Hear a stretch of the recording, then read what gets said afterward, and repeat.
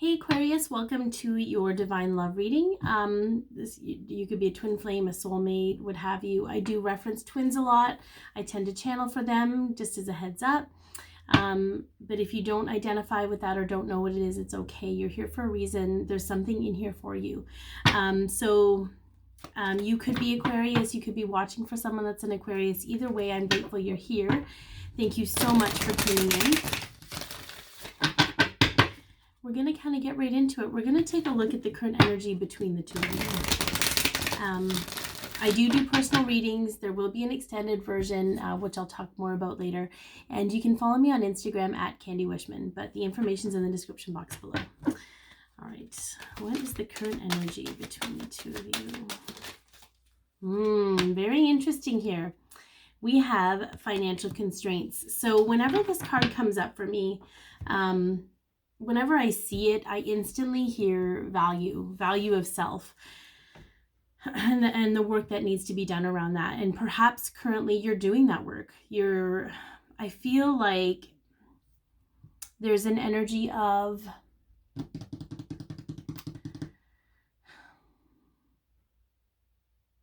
it's almost like what's coming to me is like overdraft. You know how you have a limit on your overdraft, you have a limit on your credit card. You've been limiting your value, okay? More so, there's part of you, and this goes for both of you. There's part of you that feels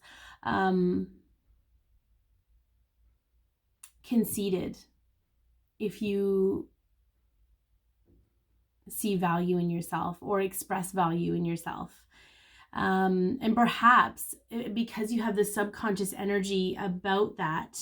So an example, subconsciously, like consciously, you're like working very diligently at your value, knowing your value, understanding your value. Subconsciously, you still have these feelings like you don't have value. So people, when you actually express yourself with value, people have a reaction to your subconscious energy and minimize your value. It's a very interesting energy right now that's going on for the two of you. All right, let's take a look at a past situation that's provided healing or learning. You will see me look off camera over here because I have like my little points that I want to make sure I bring up and read. Okay, what's next? We've got past situation that has provided healing and or learning, or both, because let's face it, when we heal, we learn. Okay, let's see here.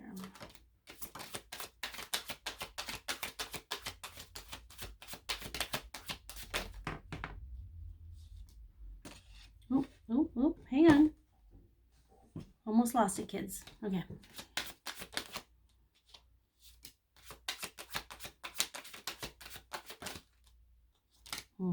Okay. So we got a lot here. But we got, we have the Four of Wands. We have the Two of Wands. We have the Star, which represents you. We have the Devil, okay, which represents Capricorn, but we have the Nine of Cups, Temperance, and we have the Moon. Okay. So what I get from this situation, a few things that popped up. The Four of Wands represents the two of you being in communication, being together in some capacity. And the Two of Wands represents a decision, but in this deck, it's a decision of like, okay, do I leave before the volcano blows, or do I wait for the volcano to blow and then leave? But the energy behind it today is about, it's like, this here is too good to be true, and it's just a matter of time before it ends. So, you know, do I just decide to end it? Or do I wait for the inevitable to happen? So I feel it's really interesting. I mean, whatever did happen, there was separation here. Whatever did happen had its purpose regardless, but understanding why it happened and understanding the energy and the intentions behind what transpired, and how it transpired the way that it did. I feel like there's a huge awareness for you right now, Aquarius, around how you're keeping yourself trapped in certain situations. And it's more, especially with fear here, it's more about the fear that it's never going to get any better than this anyways. So why make the effort? And I get that that's a very defeatist statement. And I get that that's a very victim statement. But I'm getting very clearly right now that it doesn't belong to you. It belonged to one of your parents. It was something you experienced growing up as the status quo. And when we're children, we don't have a prefrontal cortex. We can't process the things that we absorb. We just absorb everything. So know that the only time you can take ownership of that is when you're aware of it. So now that you're aware of it, you can do something about it.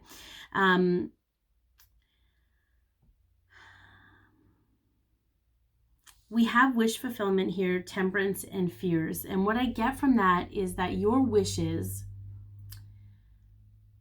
can come true when you can temper your fears.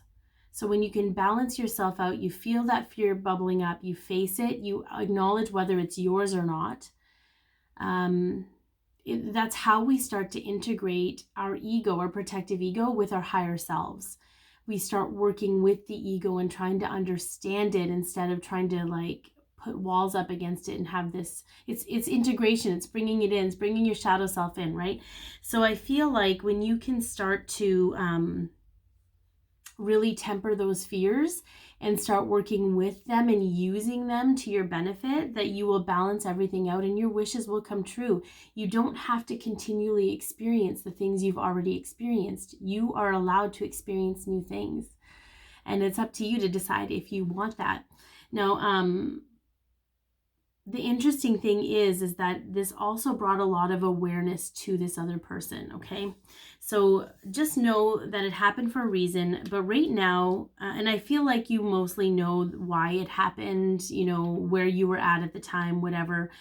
But I feel like it happened, I feel like now you're ready to understand the subconscious intention behind how it all transpired, how you chose, what words you chose, why you chose those words, why you had the energy behind those words, okay? So I think that's a really good place for you to be with it and understand that on some level, there was some self-sabotaging happening because you had made the decision to peace out before the volcano blew. There were too many things, and I feel like some of you are now facing the things that you're going to lose, and understanding that it's not as much a focus on what you're going to lose from here on out, it's what you're going to gain. The lessons, the memories, the good stuff will never be lost. Okay. All right, so how is the connection affecting you right now, Aquarius?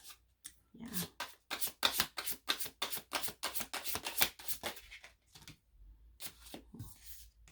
Do we need another one? Okay, one more. Yeah. Okay.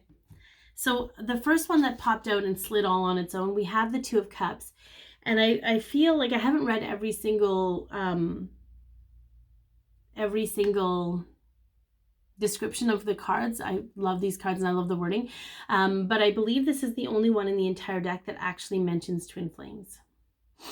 There's an acceptance here, what I heard when the card popped out, an acceptance and another integration, an integration of union within, an acceptance of union. There was resistance to that before, and again, it had everything to do with the value of self, thinking that I'm not worthy of this on some level, and it's never really going to work out, so why am I going to put the energy into it? But it's affecting you very deeply right now and helping you see through those barriers that weren't even yours to begin with, okay? The King of Wands and the Death and Rebirth card came up next. Okay, sorry, I'm being guided. I'm being told to read from the book. All I hear is stop, read, stop. Just wait, come back. So it says, this perfect pairing of matched souls has the potential to develop into the magical and intoxicating entanglement of twin flames, or the merging of paths that will be forever united or changed as a result. Okay. I just had to get that out. Okay, so we have the King of Wands and we have the Death and Rebirth card. There is, what I heard was, and this is very simple and very obvious to me, and maybe it's not to you, but I just have to say it anyways. There's an energy of understanding that certain parts of you have to die off in order for other parts of you to rise and become who you're meant to be. For a lot of feminines, and I'm going to say I tend to read for the feminine energy, and the other person being the masculine energy, but again, take what resonates, okay? There's a rise in masculine energy that is needed in order for you. Sorry, my cat just walked in the door. I don't have ghosts. Okay. There's a part in you that needs to develop the masculine energy within yourself so that you can determine with confidence what you want and how you want to go about getting it. The only drama lies, because the Six of Swords was the one where I was like, okay, am I meant to pull another card? And it said yes. The only drama that exists in your life is the drama that your ego is creating in order to keep you safe, in order to keep you where you are. So it's very important at this point in time, Aquarius, to start integrating your ego. And it's almost like you have to show it. Your higher self has to come in and you have to show it that not everything is worth being afraid of, showing it that it has purpose in this new life. It is not losing its job, it's getting a promotion. It's actually not dealing with these petty little things that don't matter anymore. It's actually pivotal to your growth as a well-encompassed human being, if you will. Okay, so I just had to go and shut the door. But you didn't miss anything. I didn't talk or anything. All right, so we're going to get into kind of what's going on with your other person right now. And we will get more into how you can deal with all of this energy in the extended version. So we talk about hidden factors in the connection, things that can't be seen, blockages that are being removed right now, lessons that are being learned, how they want to move forward with you, guidance on how you can move forward in the next steps you need to take, hopes and intentions from a higher self perspective, and anything else that needs to come through. But the information is in the description box below. All right, so let's take a look at where your person is at. So we're going to get some cards that are representing your person right now.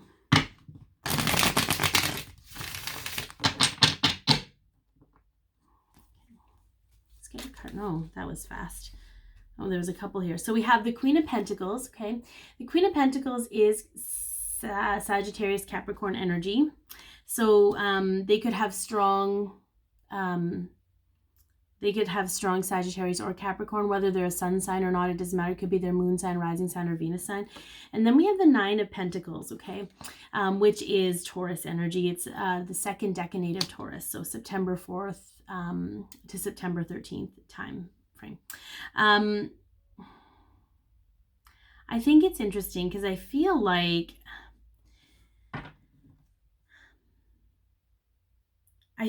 this is what they want for themselves. The Queen of Pentacles is that person that tends their own garden before they step in someone else's. This person is somebody that is very respectful of other people's space. I'm just pulling in their personality stuff now, but I'll get back to the point about tending your own garden, or like what they want.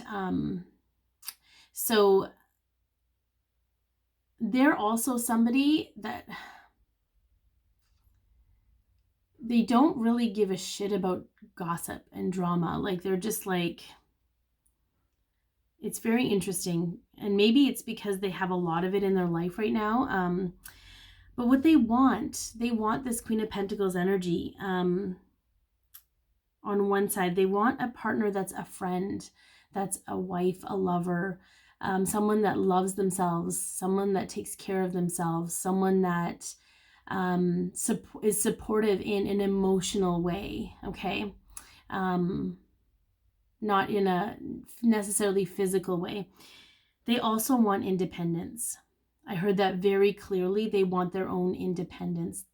They don't know how to get there yet. And we'll talk more about what's on their mind and what's in their heart and that kind of thing, how they're viewing you. But right now, you know, they're wanting, this is what they're wanting. They understand that's what they want. They don't know quite how to get it. And here's the thing, because the things that happen subconsciously for the feminine manifest in the physical for the masculine, when your masculine energy rises and you get real clear on what you want and how to go about getting it, I guarantee you that's exactly what's going to happen for them. And I'm going to preface this, and people might be mad at me, whatever. It's not about them coming home to you per se, okay? They're not just gonna, if they're in another relationship, they're not just gonna leave this other relationship and hop right in with you, okay? That's not really what you want. You want them to feel good about themselves. You want them to be independent and confident and loving themselves and loving their life, because then, and only then, when they come to you, it's organic. And it's not because they need something from you. It's because they want to be with you. And I think that's truly also what you want for yourself. You know, I had this long conversation with my twin in telepathy today, just about finding my own happiness and feeling good about myself. But that's maybe another post for another day, because this isn't about me. But it's just this understanding that on one side, yes, when they come home to themselves, they come home to you, but you want them to feel good about themselves. You want them to be in that space where they choose you and not out of necessity, okay? All right, so let's take a look at what is on their mind.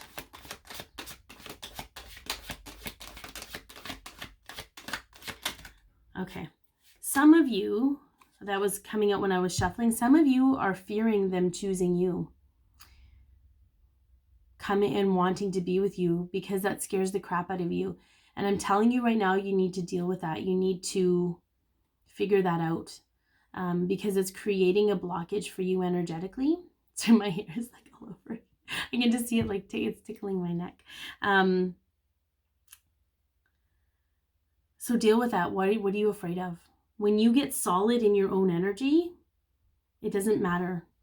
The intensity of the connection will not knock you off course. I promise you. I promise you that. Okay. All right. In their mind, we have judgment. Okay. Judgment of others came up, and they're judging themselves harshly. But it's okay. What I'm hearing is it's offering them a different perspective.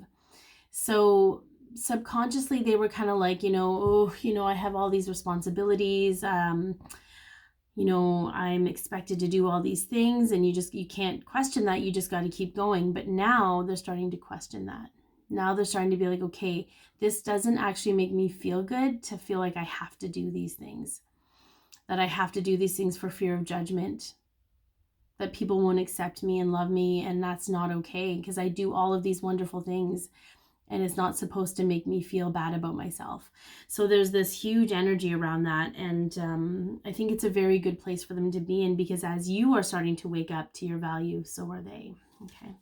All right. What are they feeling right now in their heart space? 10 of Wands. Yeah. They're very burdened by their emotions, and most likely because they've kept them bottled up for so long. They're not someone, they're someone that is, they're willing to dote and not gush, but express how they feel about somebody. They're not afraid to do that.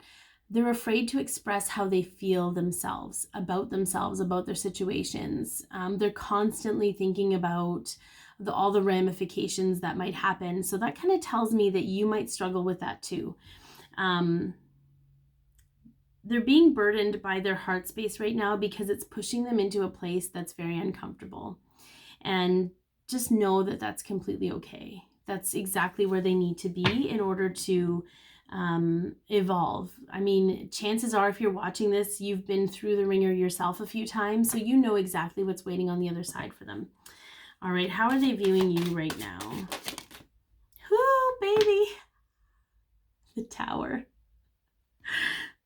I friggin' love this. I love this. I heard very clearly, whenever they think about you, whenever it's a memory thing. There's devastation there. But it's not necessarily a bad way. It's sort of like this whole like lightning, like a lightning rod. Okay. And so on one hand, yes, Tower moments happen when the two of you come together because your vibration goes so high that the bad stuff has to come up and purge. But they're like, for some, it's an aha moment, epiphany. If this had been the Ace of Wands, that yes, there would have been passion, but it would have been like eureka. Okay, they're not quite there yet, but they know that there's electricity here, that there is an intensity here, that it's something that kind of knocks them off their feet every time because it's not something they expect. It's not something they're used to. But they're curious. They're a curious nature. They're curious about it. It still fascinates them regardless of whatever happened. There's still that feeling. And I'm going to say this as many times as it needs to come up. There aren't any patterns when it comes to twins, but I will tell you from what I understand that I'm not the only one that experiences this. Even when there's been difficult times between twins, the anger doesn't stay. The anger doesn't stay. You don't hold anger or grudges towards your twin. They don't hold it for you either. It doesn't matter if the hurt feelings bubble up a little bit, they stem really quick, okay? All right, so I hope that this has helped. Again, if you want to get into the extended version and talk more about how to move forward with all of this, you can get that in the description box below. If it resonated, please like, share, comment, and or subscribe. Be your peace, love yourself, share your light, and have an amazing day.